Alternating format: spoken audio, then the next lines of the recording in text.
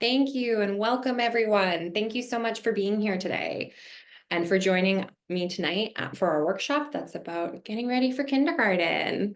So first, before we get started though, I would like to acknowledge that we are privileged to gather here on the unceded traditional ancestral lands of the Musqueam, Squamish, and Tsleil-Waututh nations. I myself am here in East Vancouver, but depending on where you're coming from, there may be different Indigenous peoples who look over the land that we are on. So as uninvited guests on this land, it's important for us to learn more about Indigenous cultures and ways of knowing.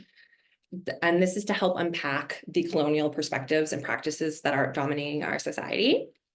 And so as community members, it's our responsibility to teach, model, and teach and model empathy, honesty, and humility in their honor. So one of the ways in which I like to take time before we get started talking about kindergarten readiness is to take time in this moment to acknowledge the land that we're in and be appreciative and grateful for the safe spaces and comfortable spaces that we have for us. So I would like to invite everyone to think of a safe space, whether that's indoor or outdoor, somewhere that brings them peace. And we're going to close our eyes and take 3 deep breaths together, thinking about that safe place and committing ourselves to creating more of those spaces in our world. So we're going to take 3 deep breaths now.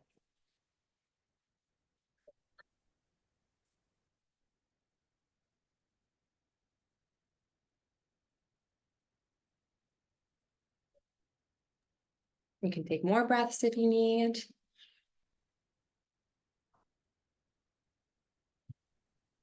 So I'm speaking to you today from LDS, Learn, Develop, Succeed. And my name is Marlo Humiski. I am the Senior Manager of Early Years Programs here at LDS. So LDS provides a lot of different support and information for families who may have members with suspected or diagnosed learning differences. We have one-to-one programs. We also have an early years program as well. We service students from ages 3 all the way to adults, and we are a nonprofit charity here in BC. We work with all age groups, ages 3 to adults. We also work with schools, teachers, caregivers by providing information and tools that promote successful learning environment for children with suspected or diagnosed learning differences. We have a center in East Vancouver, North Vancouver, a few partner schools, and we also offer online lessons, and we have a mobile classroom, which is a very colorful, bright van that you might see driving around sometimes. One important aspect of our work is workshops like this. We create awareness and advocate for those with learning differences and disabilities in our community. And we do this through workshops, community events, but we also have some great articles and resources you can check out on our website. Some of those are in your resource pack that you received from today, but we also have more information on our website if you're ever curious. So our talk today, there's quite a few topics we're going to cover. So first, we're going to talk about the transition time from summer into school. So these next couple of weeks, what can you do to help support your child as they get ready for that shift? Then we're going to move to talking about supports from home. What can we do when our child is already in school, and how can we support them at home? Then we're going to look at what supports are available at school. We're going to talk about some of those accommodations and modifications that schools are able to make. We're going to talk about IEPs as well for any families that applies to. And we also will go over some of the team members there too. And we're going to talk about advocating for your child, something that is so important, but also sometimes really scary. So we're going to talk about how to do that in a constructive way and how to do that with confidence. So kindergarten readiness. Kindergarten is so exciting for many reasons. And it's one of the first significant changes in a person's life. The transition to school often takes several months for children to adjust. So it's not a quick process of getting acclimatized to kindergarten. We want to give them lots of months and time to prepare and settle into this new environment. And so some children might take only a couple of months to get used to their school routines and expectations. Other children may need much longer, and that is okay. Any length is okay because every child's entry is going to be different. And that's because there are so many factors that come into kindergarten. It's a new environment, it's a new social dynamics. Sometimes we're making new friends, we're meeting new teachers. We're asking for help from people that are new to us. There's a newfound independence that is needed to be relied on and used in the classroom. And sometimes this might be the first time they're experiencing that. They may experience separation anxiety from their familiar people and their caregivers, or from the places that they've grown up and that they know well. They might have trouble with structured schedules and activities. For some children, kindergarten is the first time that they're really having that structured day, like where every hour is accounted for. And so school can bring that challenge. That's something that impacts some children. There's also academic expectations and a lot of peer comparisons happening at school. And depending on where your child is at developmentally, there may be communication or physical and emotional development that is also impacting their ability to participate and transition into school. And so all of these factors are going to vary on who your child is and where they're at in their development. Your child is on the floor is yours, so I give it to you. Oh, thank you. Yeah, you're right. It has my name on it. Thank you. Thank you. All right. And then, so these are all these important factors that are happening when we're at school. But how do we support them? So today you're going to notice I'm talking a lot about social and emotional support, not so much about that academic support. And the reason is that it's crucial to recognize that there's an interdependence between the social, emotional, and the academic. So why am I putting such emphasis on the emotional side of learning and the social side of learning? That's because fostering a positive social emotional foundation can significantly enhance our academic achievements and vice versa. They work together.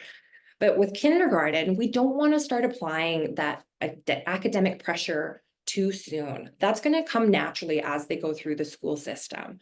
We want to help them prepare emotionally and build that resilience so that they are stepping into their learning environments with a strong foundation that they can lean on in some challenging times. And also with maybe some tools to help themselves. So while academic skills and goals are important for kindergarten, we're going to talk more about those social emotional ones because that's what we can really really help with from home and in our day-to-day. So how can I help my child transition from summer to school? So we want to focus on what experiences they're going to have at school and what feelings they might have at school. And we want to help familiarize them now before they step into that new space with these new people and new expectations and spaces and places. So we want to build up that emotional awareness and strategies to help when we're having challenging times. In the summer, we want to try to create situations and experiences that might be similar to starting school. So we can do a lot of different things to prepare the child for school and all the different kinds of experiences they're going to have and the new situations. So we can go to the school itself. You can play on the playground, walk up to the doors, get to know the grounds and what the school looks like. So it's not such a big mystery. Some schools have tours, or you may have had a chance to meet your kindergarten teacher and go see the space as well. You might want to check out some public places where you can practice being around other kids, such as going to the library, like VPL, or going to the pool, etc. There are a lot of things we can play together. So we can practice role-playing games, such as pretending that one of you is the teacher and one of you is the student, and practice putting up your hands or practice asking for help. We can do structured activities to prepare for what it might feel like to be learning in school. So creating crafts, doing step-by-step activities. There's also games that we can play that promote turn-taking and sharing. Things like board games, or you can even play silly games where they have to ask you for something and then they have to ask or say no, and you can practice some of those social skills at home together. You can look at different things too. So you can read books and watch TV shows about children going to school, emotions, how to make friends. You can also look at the school's website or information videos on YouTube to get more real world experience with what school might be. You can listen to songs that are common in kindergarten, and that's because songs are something that lots of children feel they can chime in for, even when they're feeling shy. It can create a feeling of belonging. It can also help them set up for learning new information verbally. You can listen to audiobooks about school, making friends or emotions, and you can listen to meditations so that they can practice deep breathing or they can practice different strategies to use when they're at school and having big feelings. So getting them ready for school sometimes is about replicating some of those situations they're going to be in and offering them tools or suggestions for what they can do in those moments. So this is some of the things that we can do over the summer to help them prepare for when they start school. But then how can we support them when they're in school? So when your child is in school, you've made it through the summer transition, now they're at the school, they're attending it. How can you support them from home when you're not there in the classroom or you're not there for their day? How can you support them from home? So we can create structure and predictability wherever possible. And the best way to do this is through routines. Routines really help children connect to what they need to be doing, what is coming next, and it helps their emotions also stay calm while they're doing this. So using routines and structure will be really important for building independence so that they can do tasks by themselves. And it also helps lower the factors that may come into play that create heightened emotions. So very often we can think about times when we might have been rushing and then somebody has a big emotion and then it gets bigger and we need to rush faster. So routines and structure can really help lower that. And many children, especially those with learning differences, need structure and routine to guide them, and they can be taught how to do it independently to support themselves too. So one of the ways that we can create a routine for our child before they go to school is we can have a morning routine. So morning routines can vary from family to family. You might find that your child needs more structure in the morning. You might find that your child just needs some light support. So ways that we can support a morning routine. The first thing is schedule extra time. Plan for those delays. It's really common for children to need extra time, whether it's because of something that they want to do instead or their emotions. Maybe they're not understanding that what you're asking. So scheduling an extra time gives everyone more chances to stay calm. And that calmness is what we want to keep through their day. So if we're setting them school calm, they might have more success in their day at school. And another way we can do this is by doing daily tasks in the same order. So if your child wakes up and brushes their teeth, washes their face, and sits down for breakfast, try to do those tasks in the same order daily. Then your child will start to learn what's coming next, what is expected, and they might start to begin to imagine what they're going to do when they get there, which will help them achieve the task at hand. And similar to the scheduling time, you want to make sure that you're giving them those extra little bit of time within those daily tasks. If you think it's going to take them 5 minutes, give them 8 minutes, that kind of thing.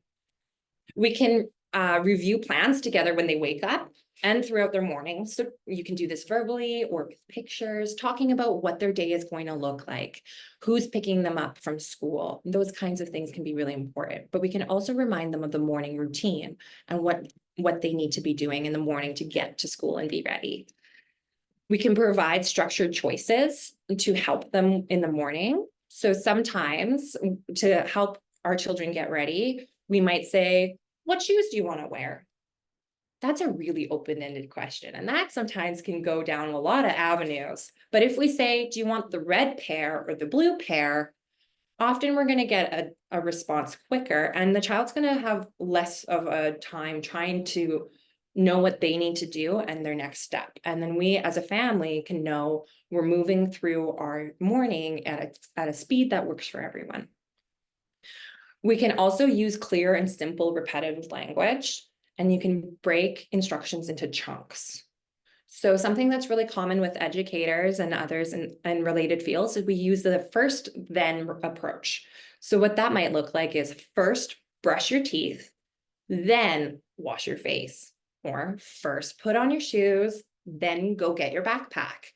This creates structure for what steps are being asked and allows them to see what's coming next so that they know when they finish that first thing, they're not done. There's might be something else they have to do, but it's also chunking it out so that it's more accessible for them, depending on where their speech levels and communication levels are at, or just their understanding of instructions. So if we chunk it out, it helps them know where to go. And so when we're talking about these morning routines, there are two supports that are so helpful, and that's visual schedules and visual timers.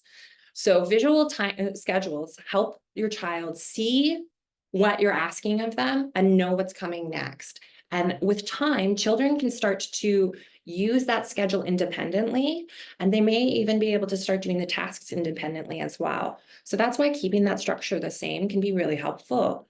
So some families will use picture schedules so that the child can read it by themselves. You might use words if that's what's easiest for you at that moment. But visual pictures really help with that. And you can talk about the pictures as you're talking about what step is next. And you can even have your child check mark or star what they've done so they can see where they are in their morning and what needs to get done before they have to get out the door. We can use visual timers to help set understandings of time. Often we say to children, 5 more minutes, but it's hard for children to clock what 5 minutes really means, and their body may not be keeping track of time the same way ours does. And so we can provide visual schedules to show them how much time is passing and when it's done. So some families will use visual timers that will show how much time is left, and it'll slowly disappear as the time diminishes. And then when there's no more color, the time is up. Or when there's no more bubbles, the time is up. But some families find that using a timer isn't constructive for the adult because using a timer requires the adult to set the timer and be on top of the timer. So some families find that doesn't work for them. What might work instead is a stoplight system. So if your child in the morning gets a free play time, you would say, okay, when it's green, you can play. Then when you feel like it's minutes before you have to run out the door, you can switch it to the yellow light. Yellow light means get ready to stop, where you still can play, but the minutes are running down. And then when it's time for them to stop and clean up, you move it to the red light. You can make this with paper, but there's also visuals that are free online and on YouTube. You can find video visuals as well. So these are two really helpful supports that teach your child what their morning looks like and how to be prepared for their next step and how to be accountable for themselves. And so that will build independence as they grow. And you can level these suggestions to match your learner and where they're at. And then, so once you've sent them to school, hopefully this morning routine helps keep the emotions regulated, the body calm, and sends them to school in a calm state. Sometimes that's not always going to work, and that's okay. Sometimes we might send them to school with the most calm demeanor, and they might come home with a lot of feelings and a lot of big emotions. So after school routines can also be really important. Some families find they might need more of a routine after school than before school. Some of these things are going to be trial and error. So just work with your family's schedule the best that you can. But for after school routines, what we can do is, again, allow time for that transition, plan for delays, and make space for if there are any big feelings. A lot of times in kindergarten, feelings can bubble up, and there's a lot of new things happening there. There's there can be sensory overwhelm from the bright lights, busy room, loud noises, new people. Sometimes emotional things may happen in the day that don't get to be unpacked. Sometimes they get bottled up. And so after school time is going to be important for unpacking the day and settling into the evening. So allowing time for delays on the walk home or on the way to the next activity is important. Plan time for your family. We want to provide a calm or self-soothing activity when they get to their next space. So say when you get them home from school or when they go to their after school care, you want to set them up with something that's going to help their body and their mind calm and regulate. So some children may find that quiet time, like coloring, is really helpful. Other children might feel like they need to move, they need to be big. So they might want to go jumping or running. And so giving them an activity that they enjoy, that is self-soothing in that way, helps them calm and brings them joy, can really help with that after-school emotions. Then once they've had some time to regulate and calm and settle into their evening, you can start talking about the emotions of their day. It's really hard to talk about emotions when someone's in the emotion, but talking about it later can really help learn from the experience and know what to do next time and how to support ourselves better. So talking through feelings with pictures or visuals, a picture book maybe, can really help your child unpack anything that they have from that day. And we want to make sure that whatever emotions your child is sharing, we want to make sure that we're calm about all and reminding them that it's okay to have that feeling. Because in kindergarten, we're still learning and exploring those things. And talking about them together, you can talk about what they felt, you can validate that emotion, but then you can also help them see what they can do for themselves next time that happens. Or maybe there's a strategy that they can do, or maybe that's how you can talk to them about asking their teacher for help. So that after school check-in is going to be really helpful to your family and also for your child's understanding of their emotions that they're going through at school. And then after a while, you can continue your night as usual, but at some point, you want to prepare the backpack together for the next day. Your child's backpack is going to become their responsibility as they get older. And so setting that expectation when they're young not only helps them with that independence that they need to grow while they move through school, but it also teaches them what's in their bag. So if you have support items in their bag for them, they know they're there and they know how to find them and access them. And this also teaches them that what they take to school is theirs and important for them to take care of. And if you can, before going to bed, go over what your morning plans are. Maybe go over what their day looks like tomorrow. And you can use visuals if you have a visual schedule, or you can chat using your words or whatever you think may work for your child. One thing about when we talk about emotions with children with visuals is we can use a check-in with a feelings board like this one. This is called the zones of regulation, and this is regularly used in schools and in other spaces. So you may be familiar with it, or your child might be.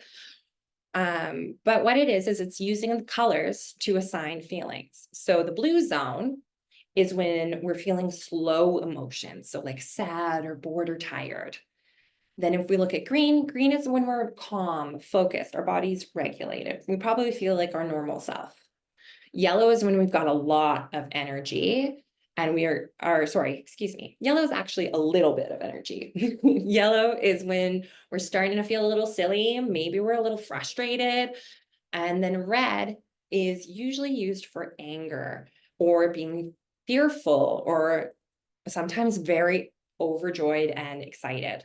So starting to talk about feelings, about colors is one zone we can talk about, but then within those colors, you can, if your child's ready, instead of saying colors for what they're feeling, you can say words, like you can say sad or have them point to the picture of what face connects to them.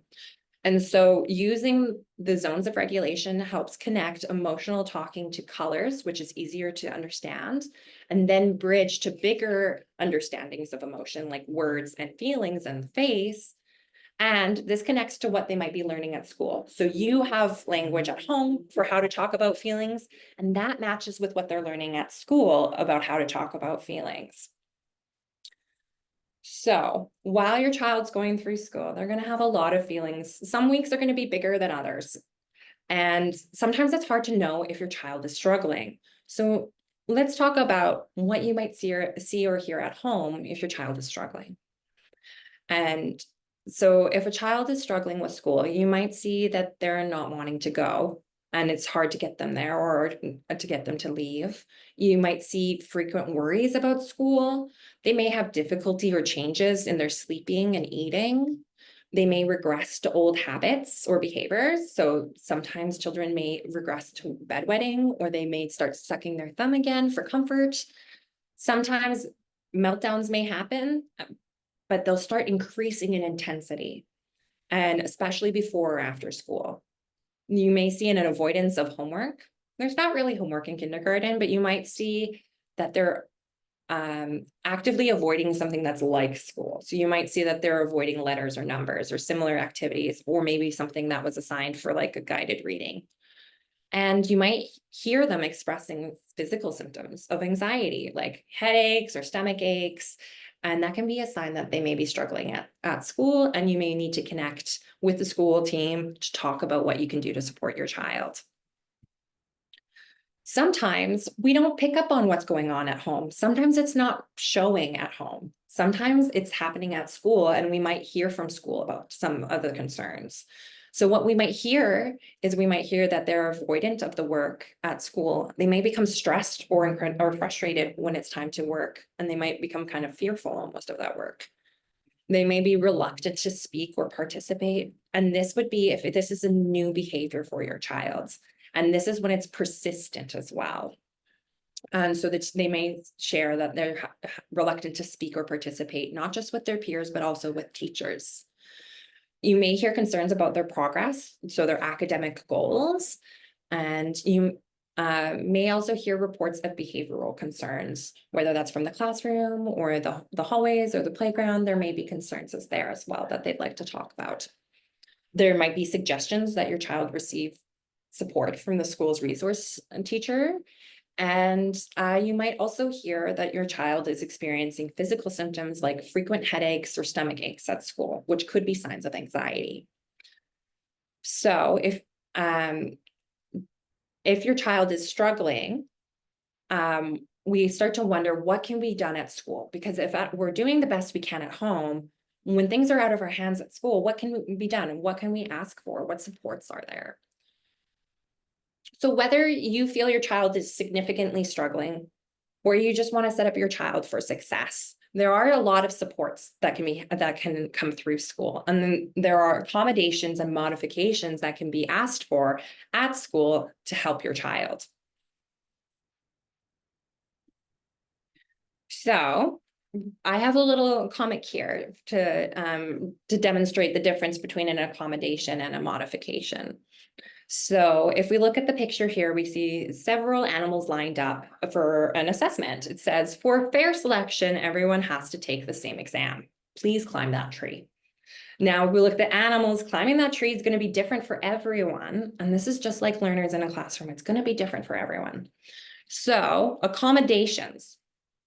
Accommodations are changes to how students access and learn the same materials as their peers without lowering their academic expectations. So an accommodation might look like that the dog, the one at the end of the line there, gets extra time to climb the tree. That would be an accommodation. Another one may be that the penguin can use a ladder. So they're being given an educational tool in this case as their accommodation. So that's an example of accommodations with this scenario. And then modifications, on the other hand, are changes to what the students are taught or expected to learn. So that would be more of curriculum modifications. So in this example, it might be that the fish is given an underwater plant instead of an outdoor large tree, or the seal has to reach only the middle of the tree trunk instead of going all the way to the top branch. So when we talk about accommodations at school, what does that look like? Accommodations can be, if your child is more of an auditory learner, you may ask that they listen to audiobooks, use headphones, or use like a text reader. They may be able to use if they find trouble with writing, or show their answers in different ways, like verbal instruction, like verbal answers or drawing answers. They may get supports that they need for their learning. So things like number charts or vowel charts to help them as they're going through their work, or tools like calculators to help support their learning. Calculators usually come later, but that's just an example. There's also giving them sensory tools and sensory breaks that they need, like times for breaks or different kinds of chairs and fidgets. So those would be examples of accommodations. If we go to examples of modifications, modifications might look like completing different work than peers, reducing the number of words that are learned each week to reduce anxiety, creating alternative projects or assignments, learning different materials. So for example, continuing to work on counting to 5 while the rest of the class moves to counting to 10. Or you might get graded or assessed using different standards, or be excused from particular projects. Sometimes children may be working at a lower provincial level of their grade to meet their goals. So modifications are more to the curriculum, whereas academics are more about tools and accommodations that allow them to complete the work.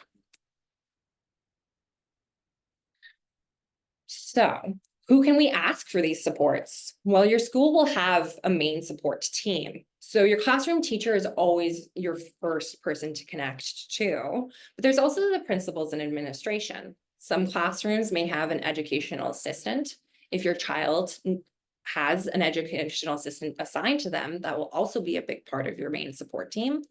There's also resource teachers and school counselors at the school who may help you with these things.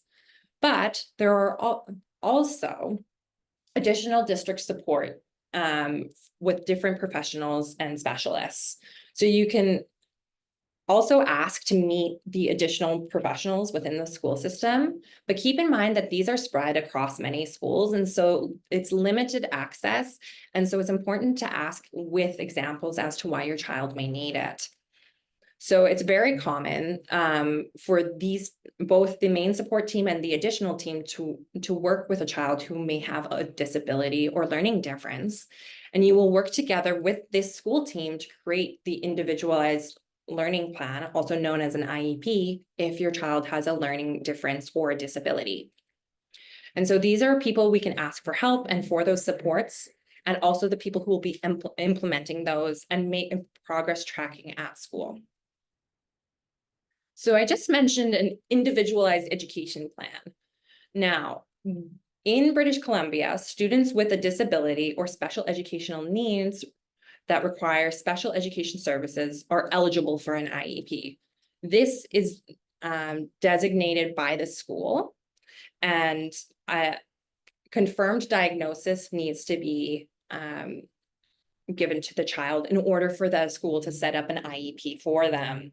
So the child must undergo an assessment or a diagnosis from a qualified education or health professional. Then after that diagnosis is confirmed and shared with the school, the Ministry of Education assigns a designation category to your child, which may make them eligible for an IEP. If you have questions about who may be eligible for an IEP, you can read that information in the on your resource pack. There is a link in there to more information about IEPs and who can receive one. So an IEP is an individualized education plan. It's a written plan and a legal document that outlines the specific academic and social emotional goals and the services that a school will provide to the student. It also includes how the school will measure the student's progress and how parents and teachers will be involved in the process together. So the IEP is not just a written document, it's a map, it's a plan. It lays out the program that your child is going to receive in instruction, their supports, and the services that they may need to make progress and thrive. It's also tailored to the individual, so it has a lot of benefits for those families who receive an IEP for their child's disability or learning difference. It outlines their needs, abilities, and interests to the school to help them succeed, and it's collaborative. You work together with the school team to establish what your child's goals are and what supports they will need, and working towards completing those together. So sometimes this might be related to services like speech language therapy, or sometimes it might be other things like assistive technology. IEPs are where we get that outline, and it's a promise of what is going to be achieved that school year. Maybe not that they can complete all goals, but that they're all working together towards those goals. So not all families have IEPs, and that's okay. We can advocate for our child no matter if we have an IEP or otherwise. So how can we advocate for our child at school? And when we want these supports that we've just talked about, who do we go to? So we go to the teacher first, and you work with that school team first. And what you want to do is build a relationship. We want to establish two-way connections so that the teachers and administration feel open to share with you the information about your child, and so that you have a pathway to connect to them if you have an update or a concern to share. And we can build this pathway by being as respectful and calm as we can when we're working together. It's important to remember that the school team is your team and your child's team. And so you work collaboratively and you want to listen and respect each other. You want to share how you prefer to connect with them so that they know if they can grab you after school to chat, or if they're going to give you a phone call or an email is better. You also want to meet with them when you can and listen to them about your child's strengths and preferences and needs, and vice versa. You get a chance to explain that to them as well. And if your child has a disability or a learning difference, an IEP meeting is a great place to have these kinds of chats and build this relationship, but it can also be achieved elsewhere. And so you can chat with them at the after school pickup, you can chat with them when you are at parent teacher night, you can set meetings and other things. You have access to your school team, but building that relationship is what's going to make it more effective for everyone. So you're working together sometimes with teachers, but sometimes also the administration and the specialists and you want to do that creating actionable goals and actionable plans. If you have certain goals for your child, share that with the team. They may have certain goals for your child and you can work collaboratively. But the main thing to remember when building these relationships with the school team is don't be afraid to ask them questions. Ask for clarification if you don't understand something they've said. And you can ask for help or ask for support. Your school team is looking for your child's best interest, and you're all part of this together. And schools have a lot of support for early intervention. So kindergarten is a great time to start asking for these supports if your child needs it. So sometimes when we have to ask for things at school, it can feel kind of scary because we don't know what we have the right to ask for. And sometimes we don't want to ask for too much, or we're not really sure how to go about it. So sometimes it's helpful to know what our rights are, not to be combative with them, but to know we have the right to ask for things. So every child has the right to attend public school and receive an education in Canada. They can attend from the year they turn 5 all the way until they turn 19. Some children may need to repeat a grade at the decision of the family and the school team. And if so, families can choose if they prefer that to be kindergarten, a different grade, or grade 12. That's usually decided in close conversations with your school team. Many families do choose kindergarten if it's needed, as usually that's less impactful socially on the child. But there are also great options in other years. If your child did need that, that is an option. Some families who have an IEP as identified by the board of the school, you have the right, and your child will have the right to that, and they have the right to receive it as soon as practical. And that IEP does need to be followed. That is also part of your child's rights. Parents and guardians also have rights in this situation. So they have the right to connect and meet with the team or administrative officers or teachers. They have the right to information regarding attendance, behavior, and progress of your child in school. You have the right to annual reports on general effectiveness of programs. So if your child's receiving a reading support program, you might have questions about that. You're allowed to ask about that and check in on that. An IEP review, if your child has an IEP, is at least once a year, but many schools can meet more than once a year, and you can ask for more regular meetings if you choose. Parents and guardians can also belong to parent advisory councils so they can support their community and create meaningful change. And in extreme cases, and when you've tried every avenue, you've used that relationship you've built, you've asked the questions, you've gone to the meetings, and there's something has happened that is significantly affecting the education, health, or safety of your child, then you have the right to appeal a decision of an employee from the school board or their failure to make a decision. But I want to stress that's your last resort. And very often families do not need to go to that level. It's just there so that you know that it's there if you had to use it. So if you're feeling like there are some concerns about your child's development or school experiences, the best way we can advocate right now, as we're starting to build school relationships, is to ask. Ask for meetings with that teacher or the administrator.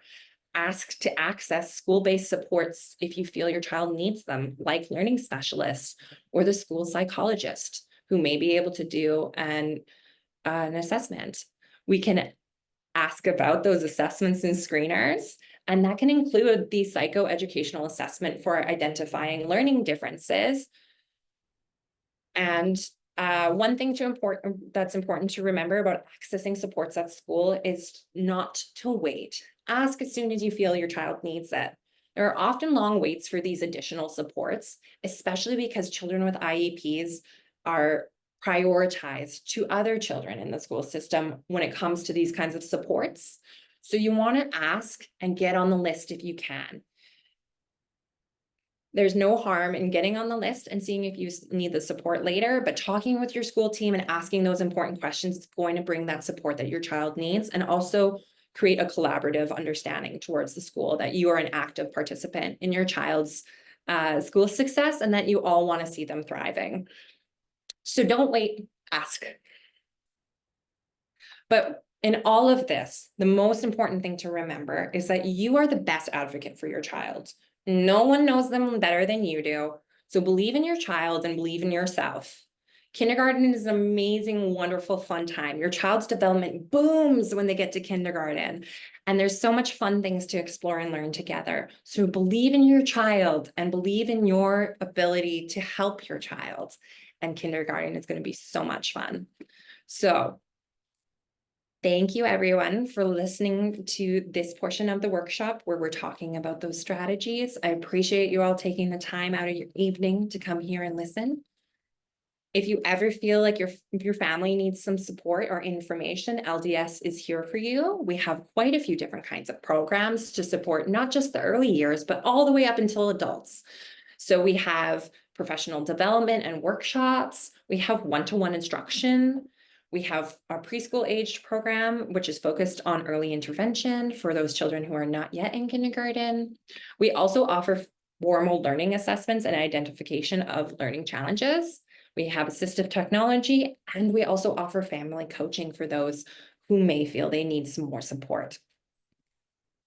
So our early intervention program is called Early Risers. So this program is suitable for any family who might be having questions about their child's development or not having specific concerns and just want to learn more about their child. It's a play-based and child-centered program, and it has professionals in it like an SLP and an OT. So your family gets a chance to have face-to-face communication and ask questions and learn from professionals in the early years program, including ECEs and BC certified teachers. It's families sign up for 2 hours a week, and it's once a week for 9 weeks.